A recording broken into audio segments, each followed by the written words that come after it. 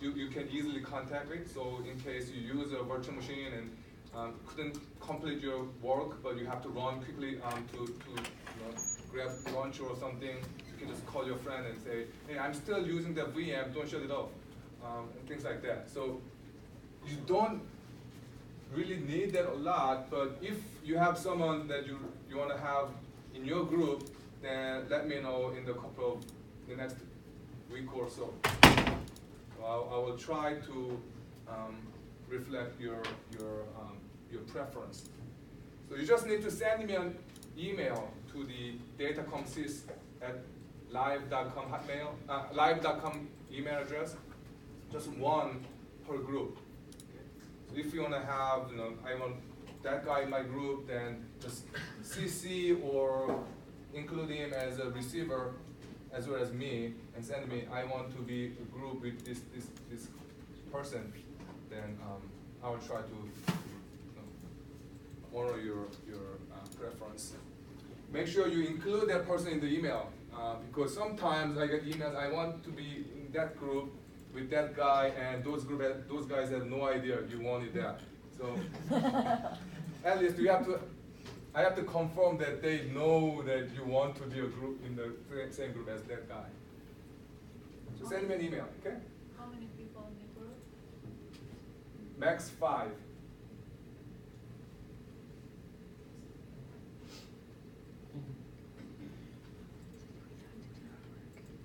All right, so rest of this slide deck is about transmission techniques. And transmission techniques are categorized first, whether that use digital transmission technique or analog transmission technique. And for each of those transmission techniques, it can be the source can be digital or analog. Okay? Digital or analog for digital transmission and analog transmission. And depending on the combination, if you have digital source data that will use digital transmission, so digital signaling, then you have to use line coding. Block coding is an optional thing. If your data, original data is analog, but you have to use digital transmission, you have to use coding, which is PCM or DM. Of course, these are not comprehensive. Okay? There can be many different types, but these are just examples. For analog transmission, if your original data is in digital form, then you use ASK, FSK, QAM, analog source to analog transmission, AM, FM, PM.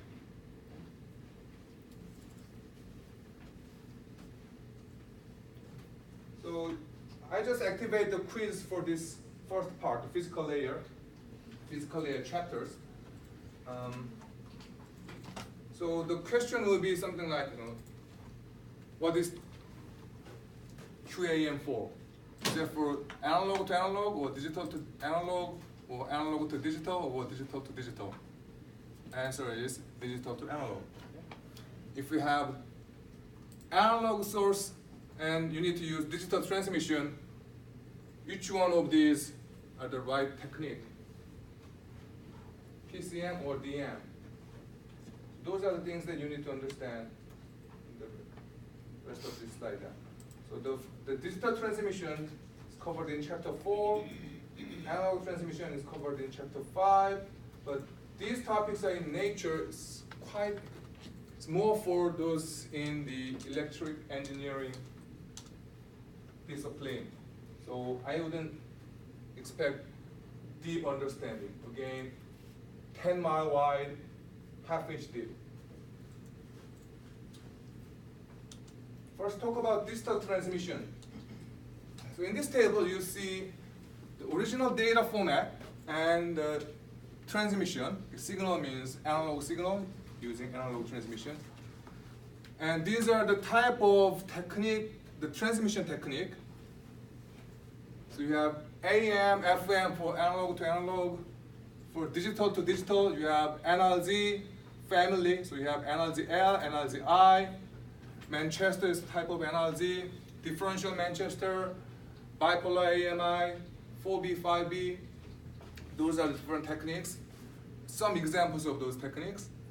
and then you have amplitude shift keying, frequency shift keying. You have to understand what, if I ask, what's frequency shift keying? You should be able to tell, hey, that's for digital to analog transmission, and how that happens, how you do the frequency shift keying, the fundamentals. And these are some examples of the applications. Modem, the old modem, codec,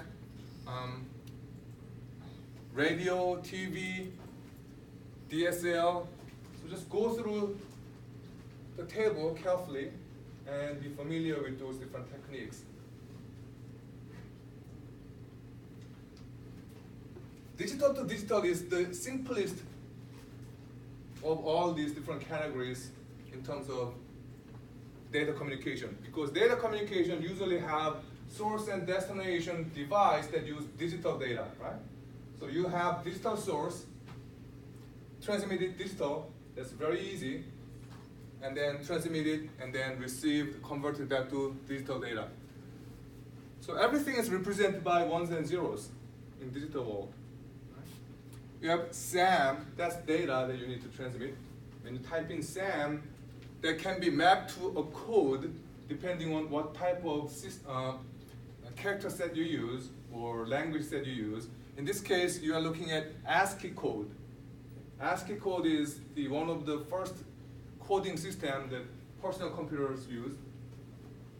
So it needs 8 bits, although actually 1 bit is wasted.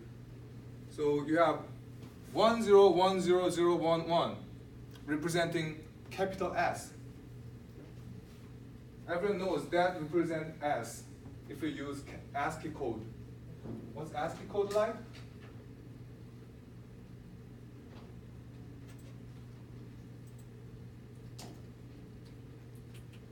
ASCII.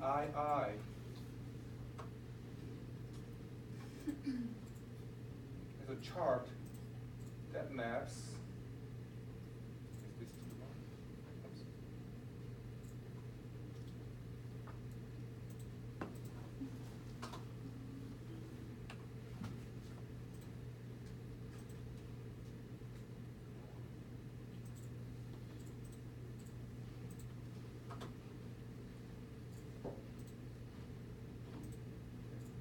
Wow.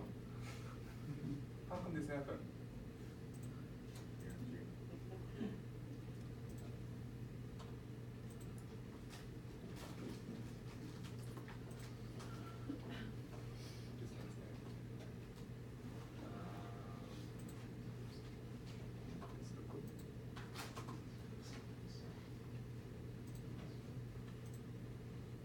Okay, so come on, you don't have binary here. But at least you can see that it's very common and easy to look up. No binary. ASCIIcode.com's got a table on it with the binary. It's not an image though, it's just an HTML table. Okay.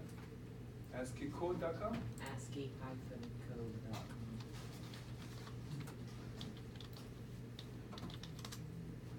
Great, thank you. So here is a binary column. So S,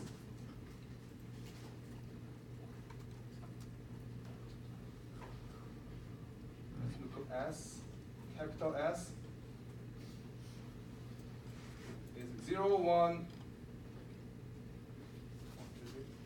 0, 1, 0, 1, 0, 0, 1, 1. Represent S. Why? Just because engineers decided to do so. Once it became a standard, you just follow that. So that's how each letter is represented by 7-bit binary numbers.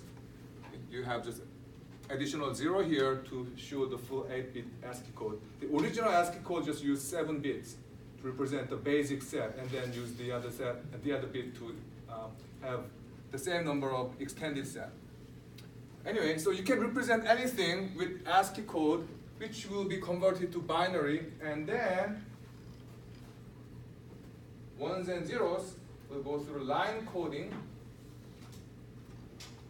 to map ones and zeros to different digital signal levels.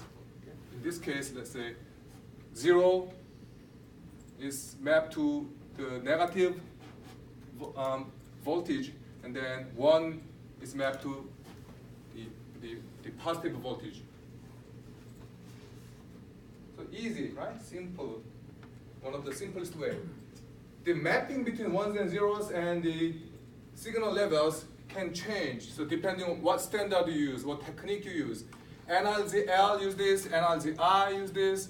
Some use 2 levels, some use 3 levels, some use the level of the signal to represent ones and zeros. Some use the existence of the change. For example, here, Manchester, say, the type of change. If the level goes from low to high, it means 1. High to low means 0. So aha means 1, means 0. Whereas the differential Manchester use the existence of a change. So there is a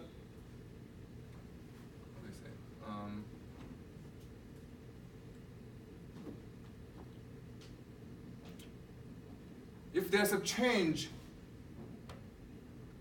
so from here, aha and aha, the aha and aha, 2 continues to make the same aha. You have to come back from positive to 0 here. So there's a change of the level at the end of one time unit. So when there's a change, the next bit is 0. Another change, 0. Another change, 0. No change, so aha, just stay there, and then aha. So because there's no change, the next bit is 1. That's why I don't particularly like engineers. They come up with so many different ideas, seemingly not so obvious. So, but as long as you know that mapping scheme, you can easily generate signals that shows ones and zeros. In digital to digital communication, baud rate and bit rate are important concepts. You already know bit rate, right? How many bits you transmit per second. Okay? That's the performance measure. Baud rate is the number of signal changes you can generate. So one transmitter can make 10 changes in the signal level, whereas another transmitter can make 20 times, can change the signal 20 times per second. The second one is better, usually more expensive, because if you can make more changes, then you can transmit more bits if everything else is consistent. But as you can see here, some changes a lot more than some others. This is simple, and this is even simpler, not many changes and still carry ones and zeros. Whereas this one still transmit the same number of ones and zeros, but it's so busy compared to the others. Right? So this one requires more expensive, high capacity transmitter to make the changes in the signal that often to carry the same number of bits. So is this efficient? No. So this technique is not efficient compared to that one. Does that mean this one is inferior than that? No, actually, either Manchester or differential Manchester are the technique used in the original Ethernet. Because there's another problem that you have to consider. That's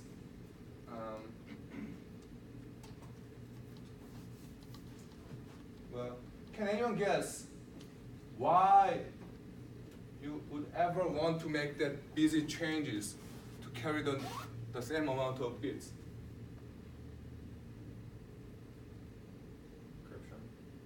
Encryption? You can do encryption for either cases. Error checking? Huh? Error checking? It's kind of. So you send these ones and zeros using these signals, receivers has to catch ones and zeros. When? When do you measure the signal level? Here, here, here, or here, When it changes. here? Unless you have exact same cycle, clock cycle as the sender, and you know exactly when you start to count, the synchronization is a big problem in data communication. If the sender generated these signals,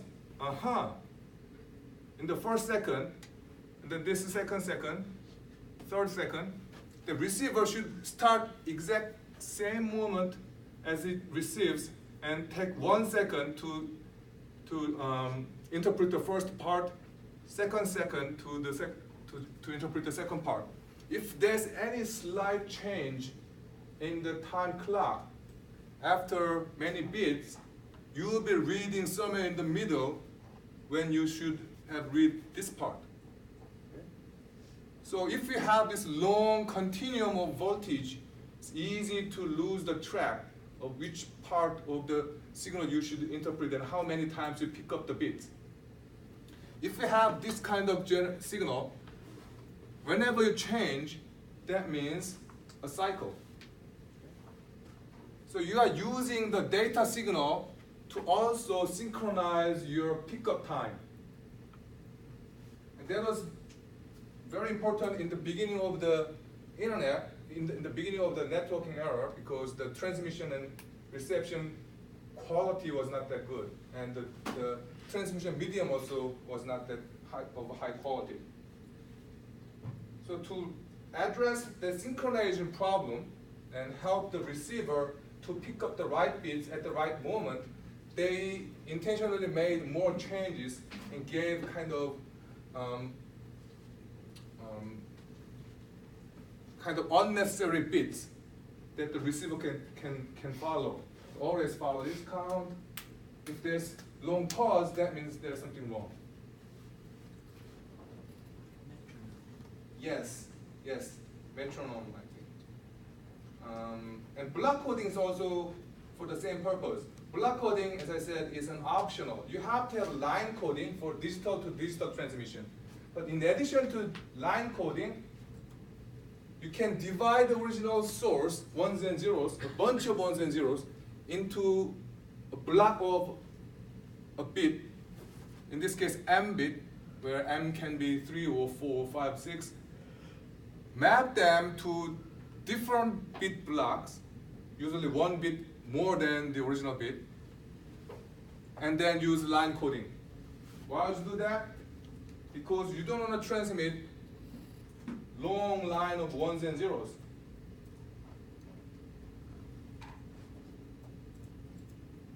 If you have, for example, NLZI, as you can see, there's no change.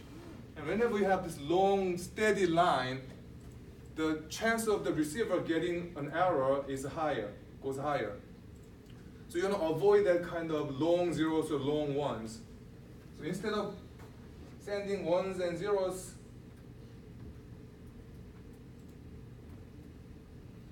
you map them to a block where you have some combinations of ones and zeros. So these are the original source, 0000 through 1111, 4-bit blocks. Map each of them to one of those 5-bit blocks. And when you have one more bit,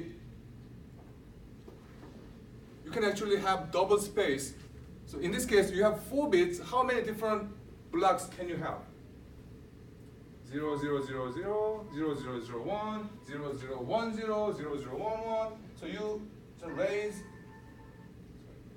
raise 2 to 4th power. What's that? 64. 2, 4, 8, 16. 32. No, 16. Oh. 4 bits. Oh, okay. 4-bit blocks. So you have 16 different combinations of ones and zeros. If you have 4-bit block, right? You have 16 different boxes. If you have 5-bit, the space doubles. So 32 different combinations of ones and zeros. If you map this to there, do you need all of this? Well, you just need half of them, right? So you can throw away half of these blocks in 5-bit blocks if they have too many ones or too many zeros. So 0, 0, 0, 0 will be mapped to something like this, 1, 1, 0, 1, 1, 1, 0. We have one change here. And that way you can avoid sending all 1 or all 0 codes.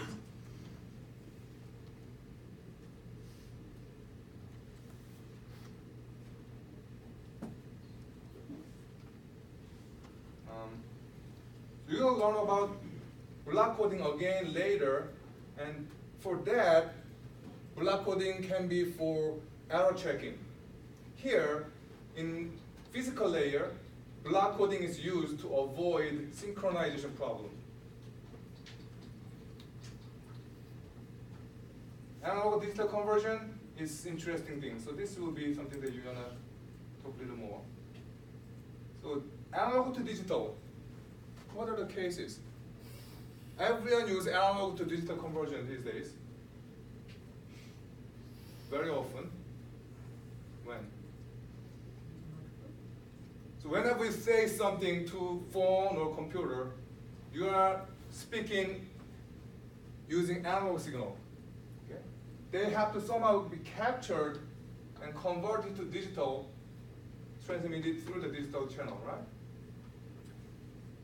How about movies? You take video, share it on YouTube or Facebook, they are also analog to digital. Right?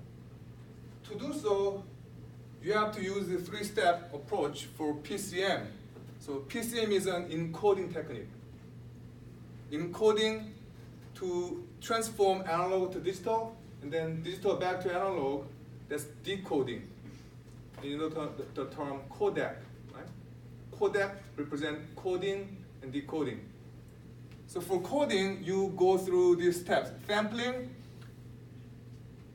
quantizing or quantization steps, and then encoding. Let's talk about voice. So PCM is widely used to encode sound, and that was originally used for telephone communication. So when the telephone industry was moving toward digital, so still there are telephones, the stuff that you have in your house and around your house were still analog system. But in back end, in the telephone company network, they converted all their system to digital. So there should be conversion, analog voice to digital voice. The way that did that was to use PCM, where sampling occurs first. So if this graph shows the analog signal from your voice, PCM will capture the level of your voice, and those are called samples.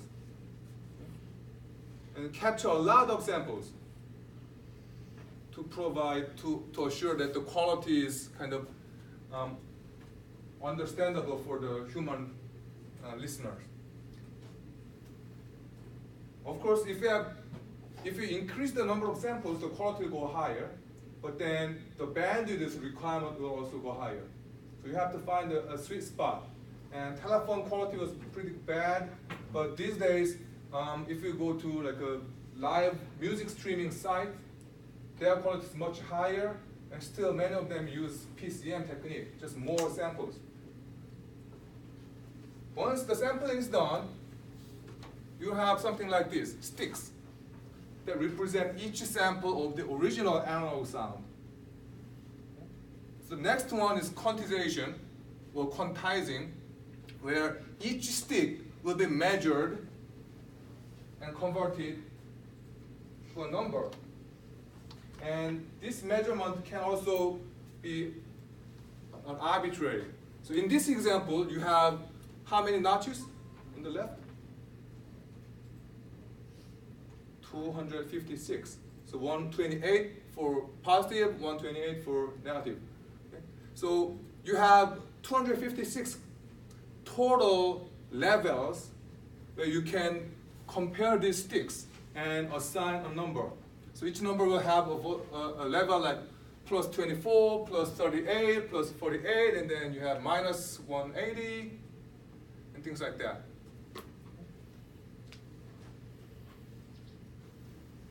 And those numbers, 256 possibly different numbers, are represented in these ones and zeros in binary format. So these are decimal number, these are binary numbers.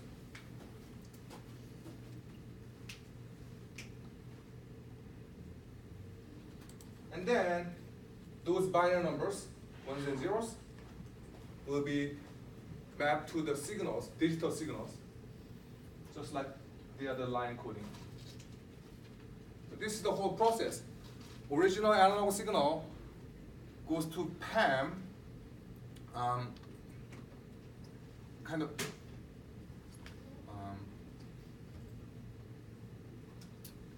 this is the this is after sampling. So after samples, PAM measures the samples. Hold on. No, PAM is the process of taking samples. So you have this kind of separate signals that can be measured, and that measurement of the level is quantization process. So each stick gets a number, and that goes to binary encoding. So each decimal number is converted to or mapped to a binary number, and then binary number is transformed to digital signal using line coding.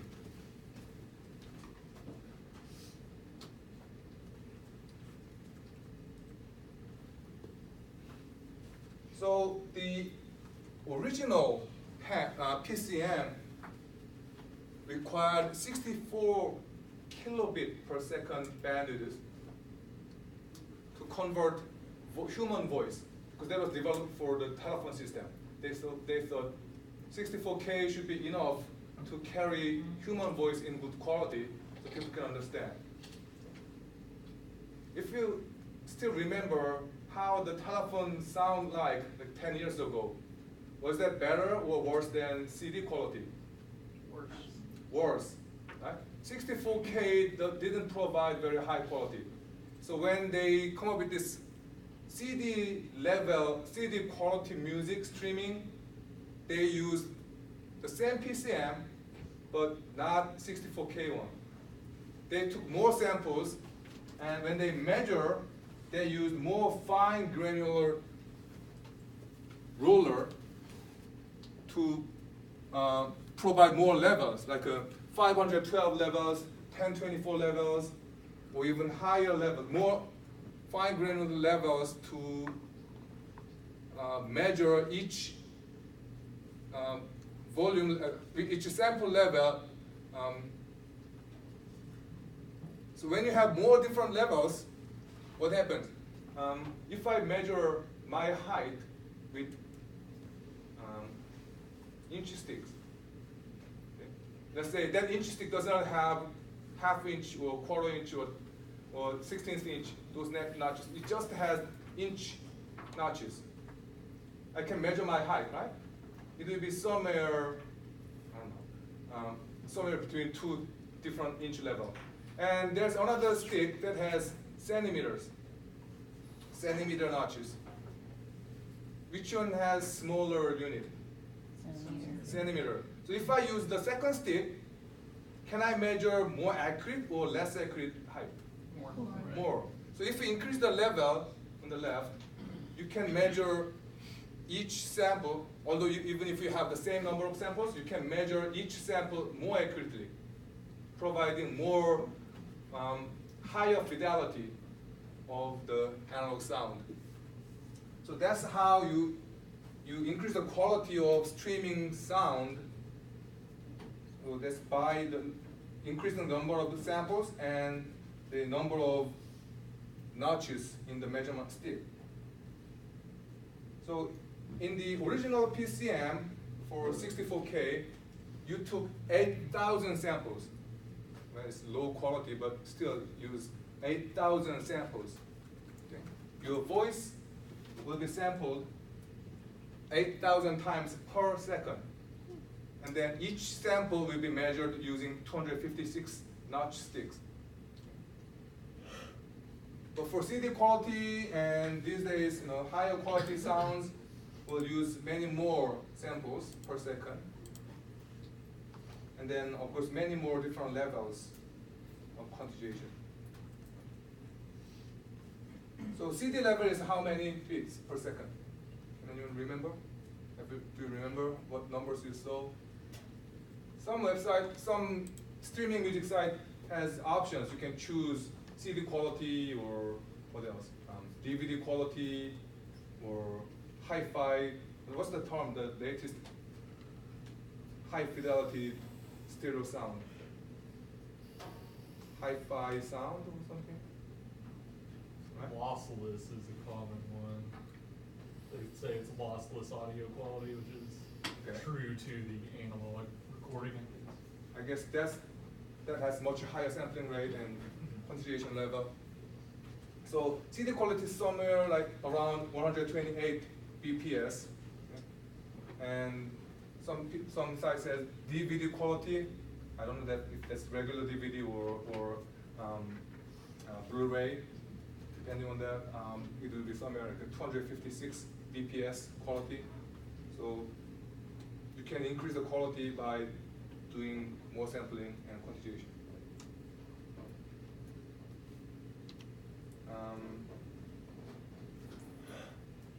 So once you have ones and zeros transformed to signals, plus or minus volt, then you can use either parallel or serial transmission channels. And serial can be either asynchronous or synchronous.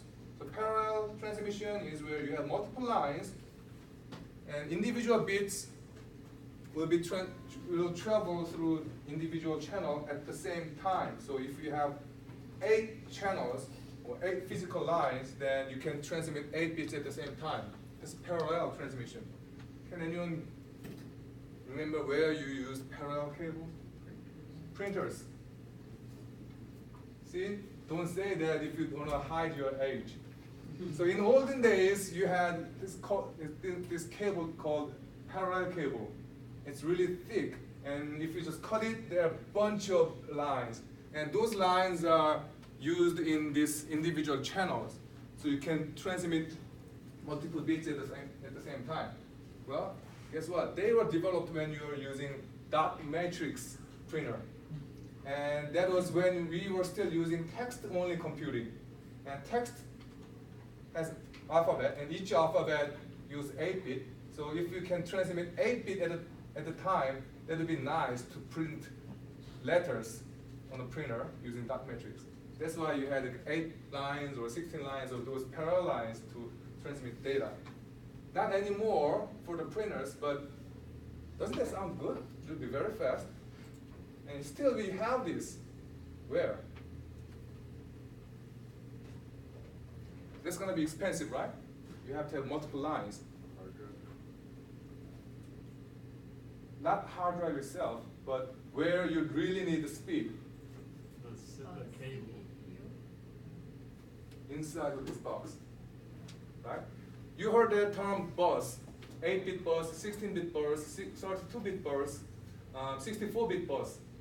Bus represent those cables, hard printed cables on the motherboard that connect CPU and the high capacity, high performance auxiliary parts. Like between CPU and memory, within CPU, within CPU there's a processor and a cache memory, right? So they need multiple lines.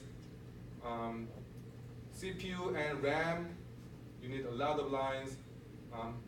Graphic cards, so those need high bandwidth. Like you need the best highway system where you have the most busy industrial activities. So inside those computers, you can afford those parallel communication techniques. But for others, just cut some cost, because serial will handle acceptable level of performance you can wait. So just send ones and zeros. For those serial connection, you can send data either in asynchronous mode or synchronous mode. In asynchronous mode, again, it's old technology where the technique was optimized for text data. So you send 8-bit at a time. Good part is the receiver doesn't have to synchronize itself. It doesn't have to keep the metronome on all the time. Okay? Just forget about it, and when there's some noise, something's coming, it starts to pay attention, and each of those asynchronous frame will have beginning bits that tells, hey, this is the beginning of the asynchronous frame, and then count the 8 bits, and then there's ending bit. So you know where the frame starts and where it ends. Whereas synchronous is predominant technique that we use these days. And you send a bunch of bits. It doesn't matter how many letters you need to transmit. By the way, there will be not many letters or text data anyway. So you just send a huge number of ones and zeros in a bunch, and that's called frame of synchronous communication. In that case, sender and the receiver has to synchronize their clock so they can pick up ones and zeros at the right moment. For analog transmission,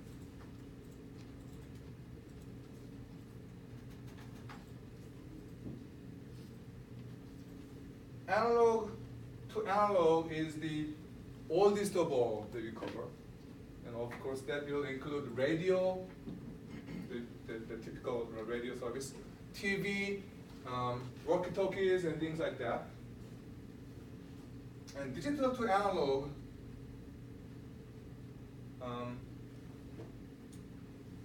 are for data communication devices like computers, cell phones that use analog signal. Mostly the non-guided technique, like radio signals, rather than cables or fiber optic cables. So analog to analog is easy. The original signal will look like this, and the actual signals being transmitted will be pretty similar to the original if we are using amplitude modulation, which is the oldest technique, okay? AM radio. The changes, not the frequency. Frequency never changes, but the voltage, the amplitude will be reshaped to mimic the shape of the original signal. So the signal at the top is original signal. It can be either voice or something else. The second graph shows carrier signal. So if you want to use analog signal, you have to have a carrier signal. Carrier signal is the signal that is given to you so you can use legally, because whenever you have broadcasting or using a signal that use frequency radiating through the air, there will be a big brother in the country that regulates who can use it. So in most cases, you will be given a frequency that you can use, and the carrier signal says what's your carrier frequency. So in this case, the frequency doesn't change. The carrier frequency stays still, whereas the amplitude changes.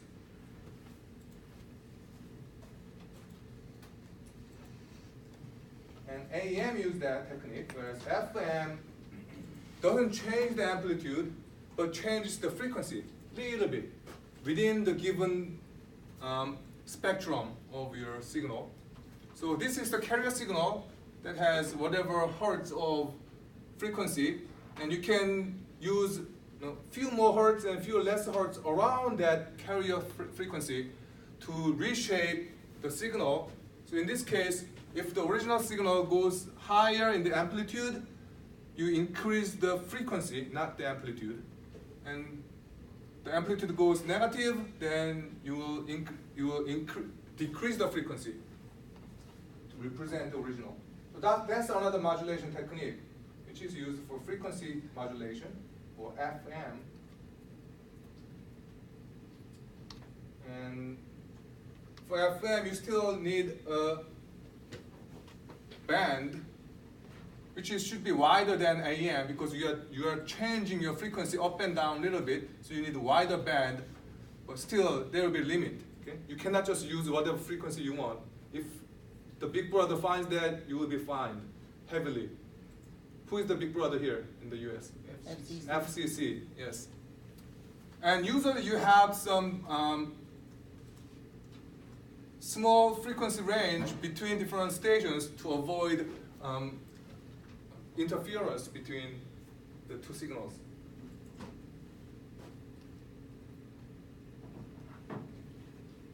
So we talked about AM, FM, and if you are converting digital to analog, instead of analog to analog, the digital signal or digital data, which has ones and zeros, should be reformed or modulated onto different shapes of analog signals. So if we are using amplitude to represent different digital levels, then you call it amplitude shift keying. Some reference still use the term AM to refer to the old analog to analog modulation and the digital to analog modulation if they use amplitude. But to avoid the confusion, in our course we call it shift keying when it's digital to analog. When it's analog to analog, we just say AM or FM. Here you have ASK instead of AM. But basically the same thing.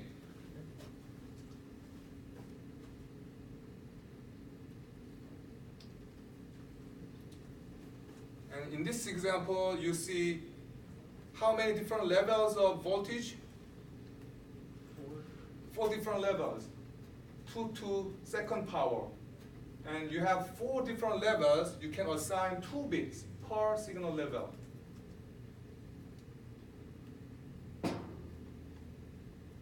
Baud rate, how do you count the baud rate? See how many times you need to change the signals per second, and that's baud rate. Bit rate, how many bits are transmitted per second, that's bit rate.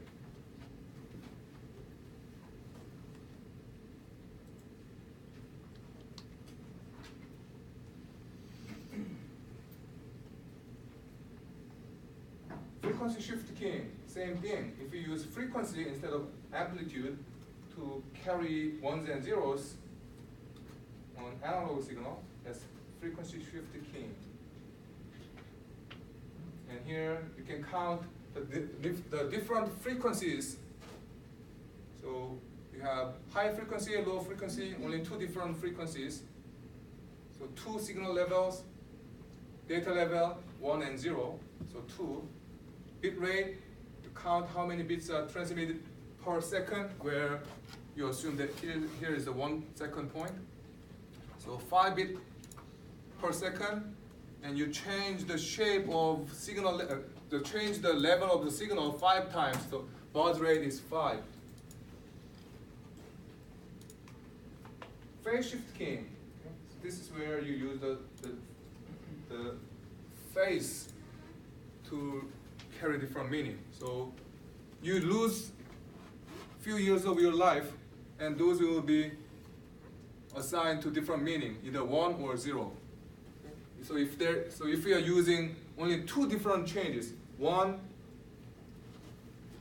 this change, and another, no change. So if there is a change, that means 1. If there's no change, then that means 0. Again, the assignment of ones and zeros can change depending on the actual technique. Can you use more than 2 different phases? Yes. In this case, you are looking at 4 different phase changes. So if you have 4, just like 4 different frequencies, for individual phase change, you can assign 2 bits. So So if you see 45-degree change, you can say that means 1, 1. 135 change, 1, 0. 225-degree change, 0, 1. And 315-degree change means 0, 0. Well, you can increase the phase, the number of phases. So in this case, how many different phases? 1, 2, 3, 4, 5, 6, 7, 8. 8 different phases. Okay. 0 degree, 48 degree, 90 degree, 135 degree, 180 degree, 225, 270, and 30, and 315 degree changes carry how many bits? 3 bits. How can you calculate that? So how many phases? 8 phases, right? 8 different phases. And if you raise 2, how many times do you need to raise 2 to make 8? 2, 4, 8. You have to raise 2 to third power to make 8. So 3 is the number of bits that you can carry with each level when you have 8 different levels. If you want to carry 4 bits per level, how many different levels do you need then? 16, right? So you can have more levels to increase the number of bits that you can carry. And indeed, QAM is the quadrature amplitude modulation is mix of phase change and amplitude change. So these angles of these arrows represent the different phases. You have 360 degree, and then so there are a bunch of different angles, and then if you see that 4 long lines, there are 2 arrows actually overlapping. So for those angles, you have 2 different amplitudes. So you're not only using the phase changes, but also use amplitude changes at the same time to increase the number of signal levels. So you can have a signal like this. The frequency doesn't change, but the phase changes, and there are 2 different amplitudes, high and low, high and low, high and low for some levels of, for some degrees of phase changes. So if you count the different signal levels, you have 16 total different signal levels. When you have 16, you can have 4 different bits assigned to each signal level. So there can be many different ways of increasing the number of signal levels. So these 2 examples show 4 QAM, where you have 4 different phases changed, 8 QAM, where you have 4 different phases with 2 different amplitude changes per angle or per phase. And those are simple examples. Do we really use them? That sounds good, right? Yes, but not that level. 8 and 16 is too low these days. We'll come back to that point, but in our latest Wi-Fi protocol, the technology uses QAM, but not even close to 16. It's more like 256 or 512 different levels of amplitudes and phases implemented in a single channel. That's how we increase the speed or performance of our communication systems.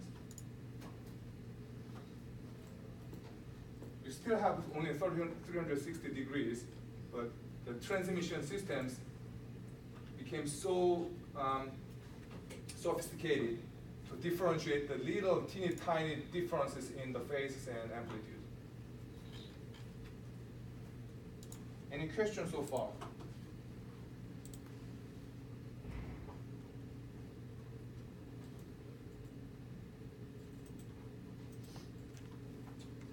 All right. Now, in this slide, we talk about the medium.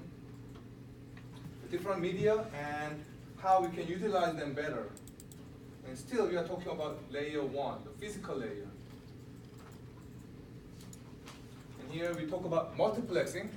And if you remember, we use the term multiplexing to refer to a function of transport layer protocols, where multiplexing refers to the function that TCP and UDP manage the communication request from the upper layer. What do we have in upper layer? TCP and UDP is in transport layer, right? What do you have in the upper layer? Application layer. So bunch of applications want to use the network. So transport layer, put them in line and make them take a turn to use IP service. So that's multiplexing in transport layer. Now we are talking about multiplexing in physical layer, so don't be confused. The same term can refer to totally different things.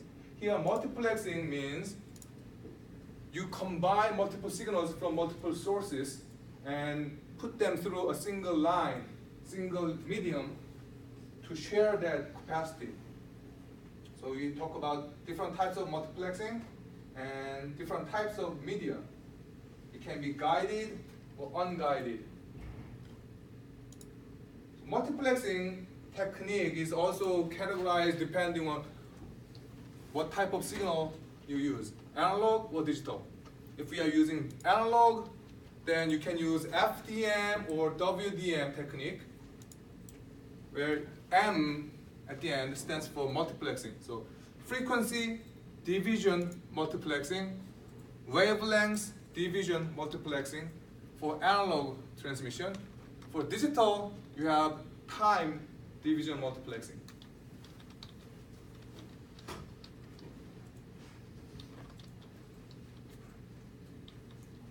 So remember the bandwidth and broadband transmission system. If we have a medium that is wide or high capacity, you don't want to give a exclusive usage right to a single device, because if that device is using the medium, no one else can share it, right?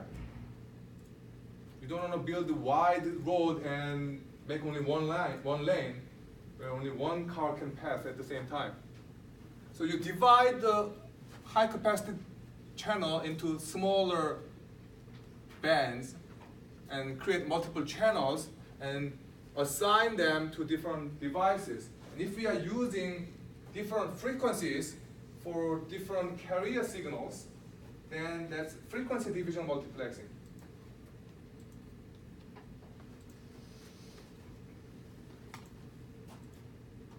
So in this case, are we talking about low pass channel or band pass channel here? This media. This medium can be what? Low pass channel or band pass channel? Band pass. Band pass.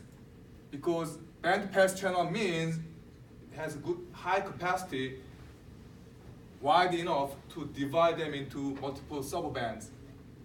And are we using baseband technology or broadband technology?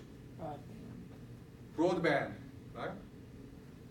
So you have multiple carrier signals, modulate them for different signals, and send them at the same time through band pass channel.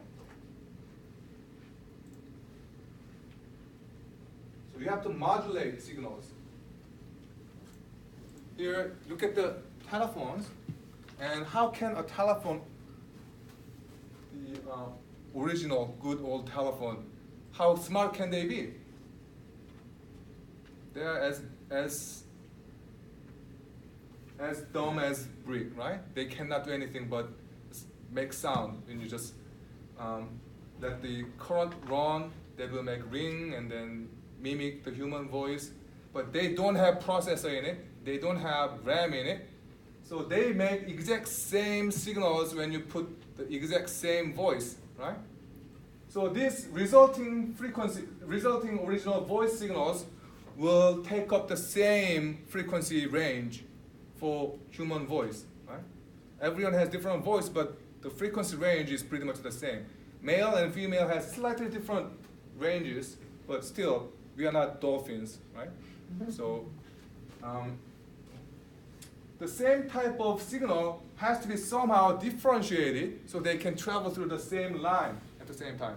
So, the multiplexer will modulate or provide different carrier signals for different sources, modulate them, and combine them together. So once they are modulated, they are differentiated by using different frequency. And when they are combined, because they use different frequency, you can decompose that when they arrive in the receiver side. So demultiplexer will use filters to isolate this combined signals into the original modulated signal based on what frequency they used, and those modulated signal will be demodulated. That means extract the original sign from the carrier signal and feed back to that dumb device. So once they are demodulated, they will take up the same frequency again, which will work on the same dumb device just like before. So those are frequency division, multiplexing, and demultiplexing process. ADSL use similar approach. They are not multiplexers, but they use a technique called discrete multitone. And here, the DSL or ADSL, depending on what type of service you get, use telephone lines. First of all, they use good old telephone lines, well, bad old telephone lines, low quality. You never know what happens to the phone. It's like a 30-year-old, 40-year-old lines. So first you divide. So the bandwidth to start with is low, but within that low bandwidth, you divide them further down to very tiny pieces, usually 256 subbands. But there are not many guard bands, not much waste. You have two guard bands between the first channel and the next channel. There's some space that are not used because the first sub channel is for voice. So I said the telephone line quality is bad, but that was good, way better than the line that just need to carry voice. So still, you have lots of extra capacity. You just need one subband to transmit 64 kilobit per second voice signal. And then you have some padding, and then you have bunch of subbands for upstream communication, and then little bit of padding, so guard bands, and then downstream subchannels. So what's the point of subdividing this upstream and downstream? Can you just give one wider bandwidth for upstream, one wider bandwidth of downstream? It is possible, but the reason is, if you remember, crosstalk. Today's telephone line is better than 50-year-old telephone lines, but still there's a possibility. Because they use same twisted pair, and they can be crammed into small boxes. And it's old, so there may be some noise introduced in the line, which is case by case. You never know what you hear from one line to another line. So the reason is you subdivide them and first send out kind of probe signal and check the quality. Some of these subbands may be more susceptible or more deteriorate the signal, whereas some other subbands will be fine. So if you find that one of these subbands in downstream is really bad, particularly worse than the others, you just shut down that subband and use the others.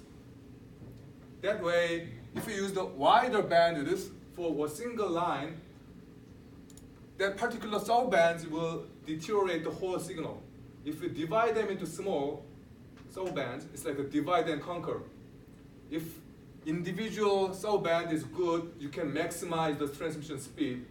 by giving up some subbands that is particularly bad. So that was kind of compromise for the old infrastructure you already have. You don't want to throw that away, and still take the most juice out of that. So that's DMT. And still use different frequencies to transmit a lot of, more than 200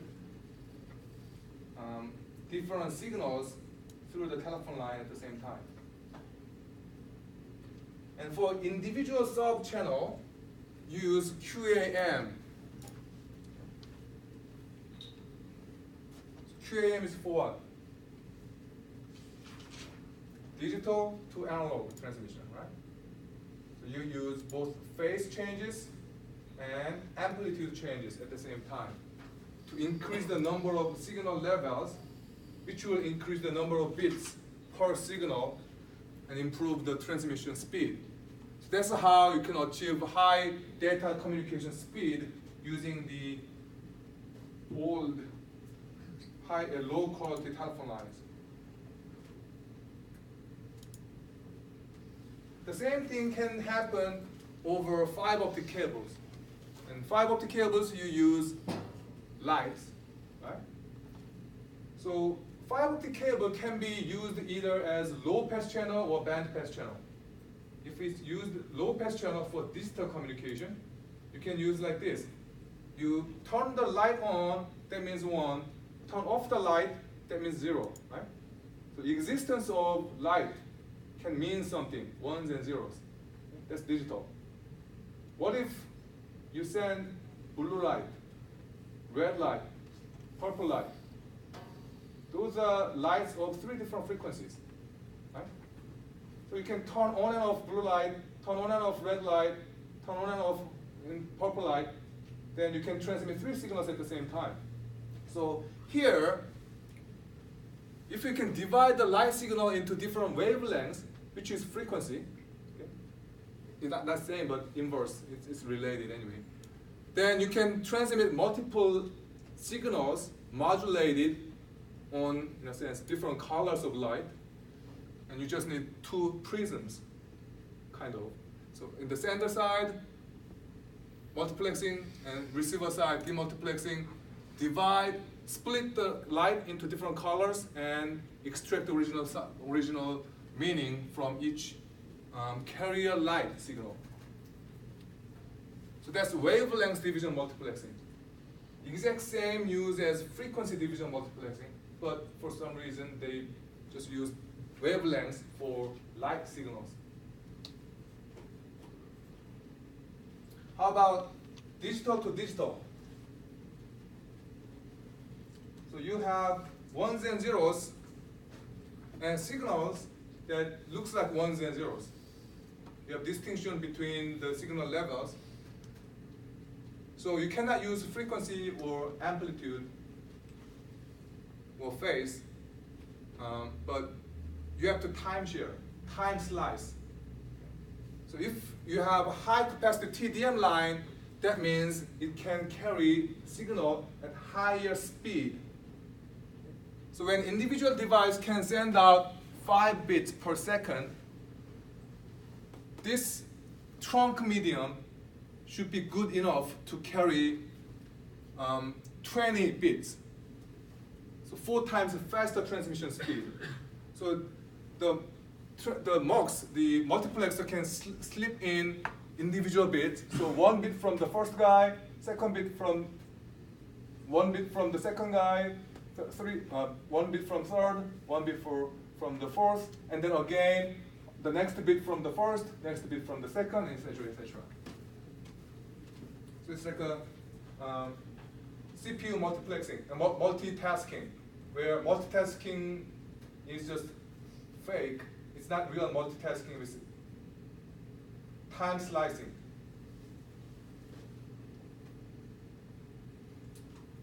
So original TDM could waste some capacity if some of those connected devices do not transmit all the time. And an alternative is statistical time division multiplexing, where only So you don't have to take the same turn. You don't have static turn that you have to occupy. Instead, only those who want to transmit. But when they transmit, it should kind of write their name on their data. So the receiver can understand where this is from. So you say, I'm sender A, and this is going to sender B, receiver A. So for each of those messages, they plug in some additional information. So they take up some extra bits. But the application is for a case where many connected devices are idle, most of the time, then statistical time division multiplexing can be very, very useful to solve a lot more devices for the same capacity of trunk line. So the high capacity lines between MUX and DMUX, multiplexer and demultiplexer, are also called the trunk lines, trunk. These are some examples of applications of different multiplexing techniques. So you can just go through them.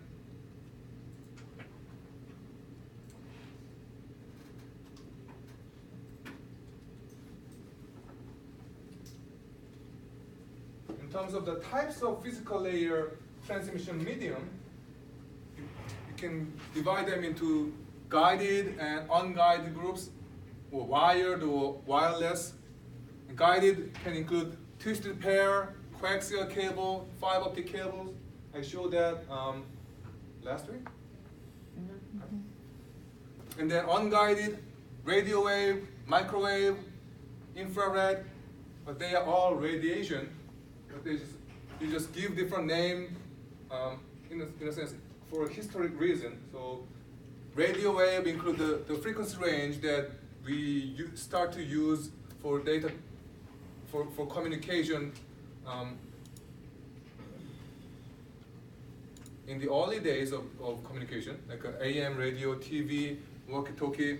And then microwave is newer because we couldn't tap into the higher frequency range when the technology was not that good. These days, microwave is common for most data communication. Infrared, it has some application, but microwave is the most widely used type of medium.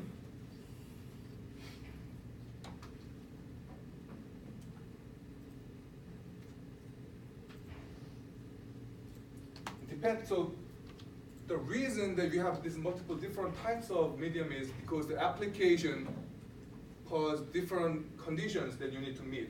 So bandwidth, interference, number of receivers and splice, so how many devices you want to attach, that all influence the decision of what type of medium you want to use. So for example, you have to determine the next generation IT system for your organization.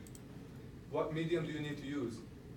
Well, you have to understand the business, what you need to do with the IT devices. For example, a company like Sonics.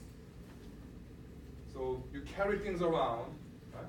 And you have to take order or enter some stuff, and you cannot carry a desktop or lines dangling your backpack or something like that. So you have to have handheld device. Okay? You cannot use guided. Where do you use them? Well, do you have high surge of electromagnetic fields around you? Are you working for electric power plants? Well, you better avoid the conductor medium then, or radio signal, bad. How many splice?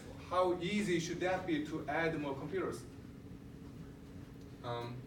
One reason that we don't have many fiber optic cables downstairs is they're expensive, hard to add more devices.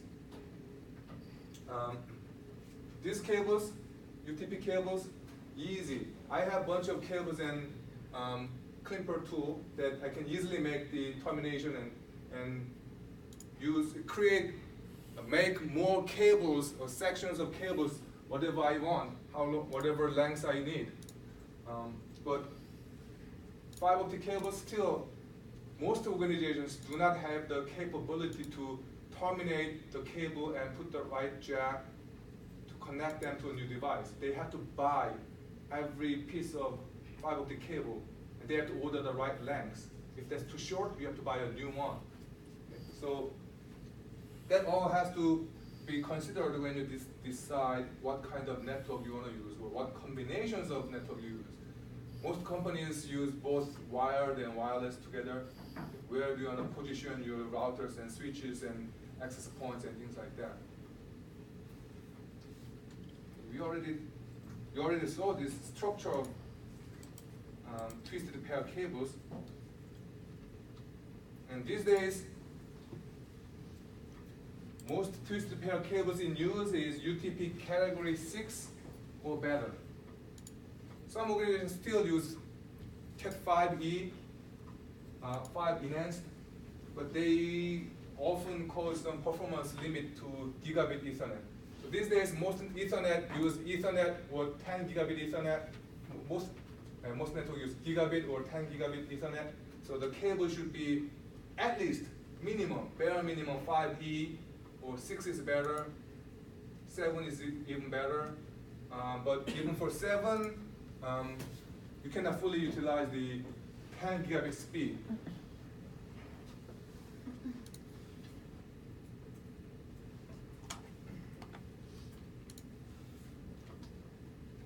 Typical Ethernet cable jack called RJ45.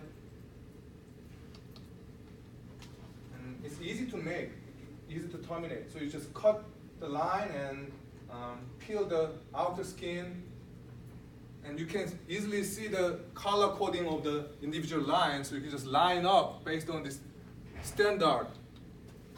Slide them into the clear plastic RJ45 jack, and there's a little clamping jack, a clamping tool. Just squeeze it, and then that will make a jack fixed onto the cable. So it takes only a couple of minutes to create multiple cables.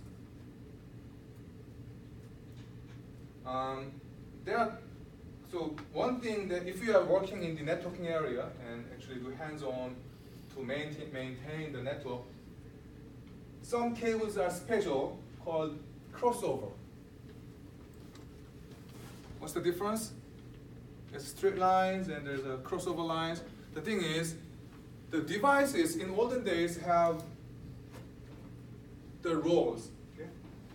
Some devices are the end user's device. Some devices are the device that connects to the end users.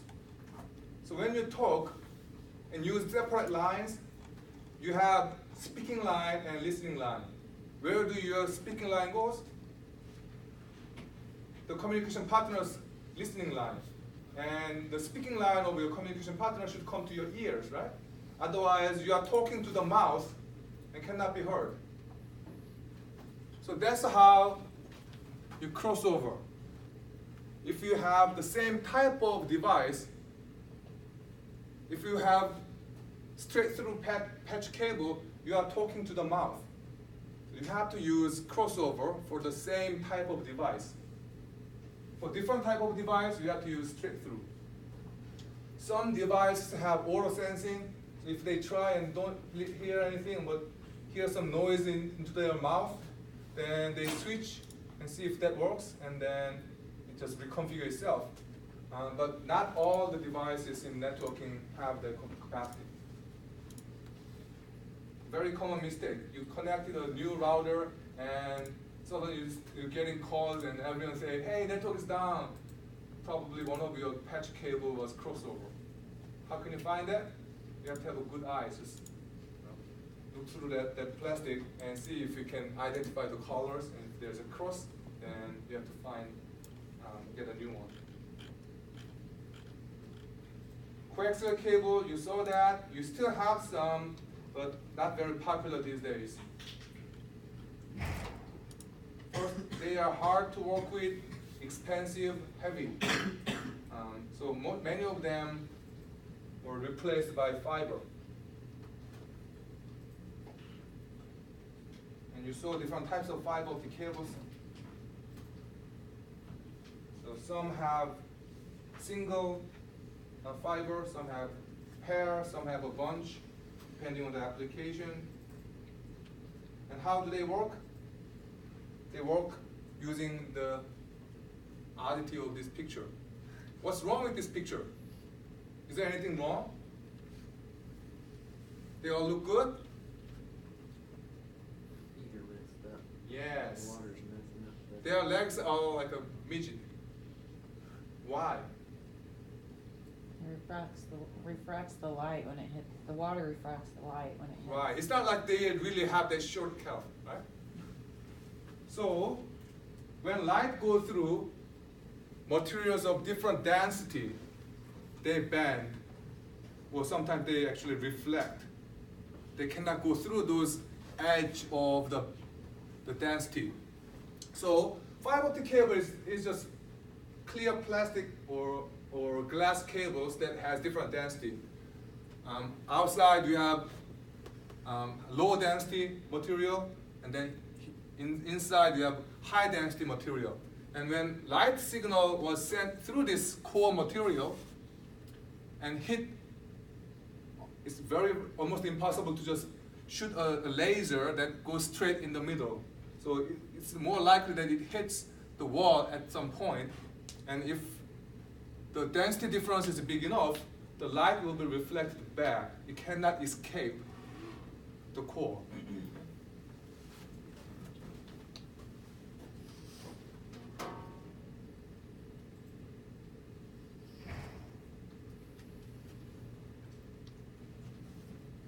So the fiber optic cable can be divided into multiple types.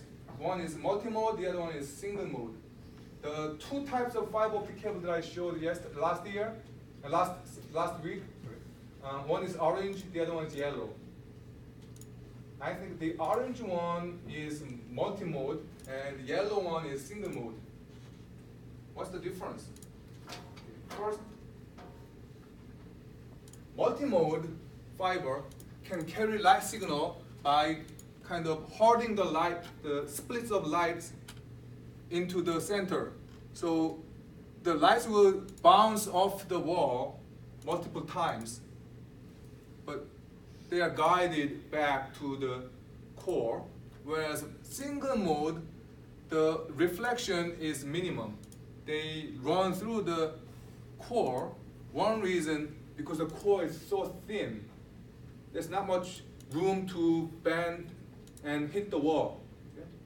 So if you have very narrow street or walls, then that just fit your body weight, body width, you cannot really bounce because you're already stuck there. So you have to move like this. So that's how the light signal goes through single mode. Whereas the other multi-mode, the core is wide enough to give the room to bounce off the walls. And depending on how you kind of ease the light and put them, turn them back to where they should be, you can divide them into further step index and graded index. So in step index, the change of the density happens abruptly. So it just goes straight and hit the wall and bounced back, making very acute turn there.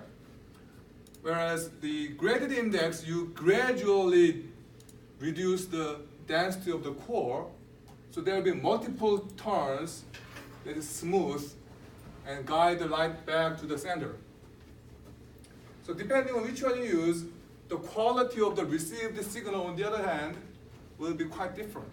As you can see, single mode is the best to let the receiver say whether that's 1 or 0.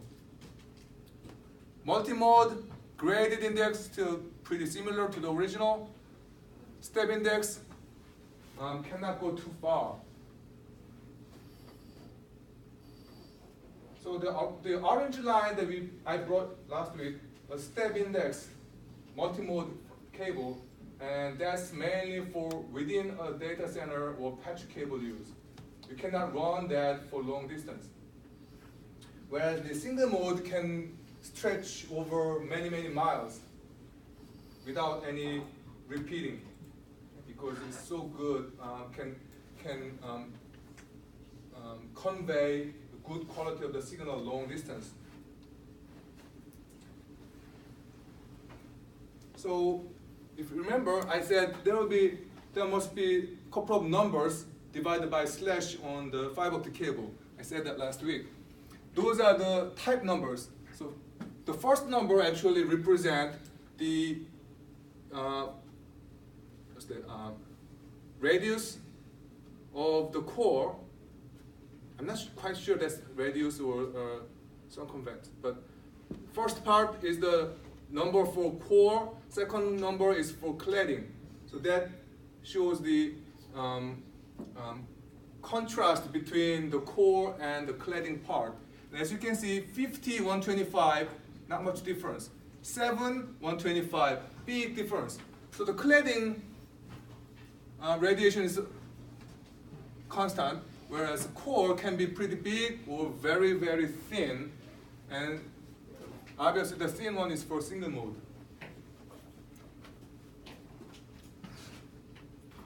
And you cannot just pick one that is best, because you have to check what your transceiver can support. And transceiver also determines what kind of connector you need. Because this is still young technology, there are many competing standards. So different brands may use different jacks, and if you buy wrong jack, which is already connected to your fiber cable, then you have to buy a new cable. That's not cheap. All right, I guess I went too far. I'm gonna stop here. I just opened a couple of new quizzes. No password this time. So you will have a couple of weeks to go through and review the material. Again, no influence on your grade, just practice.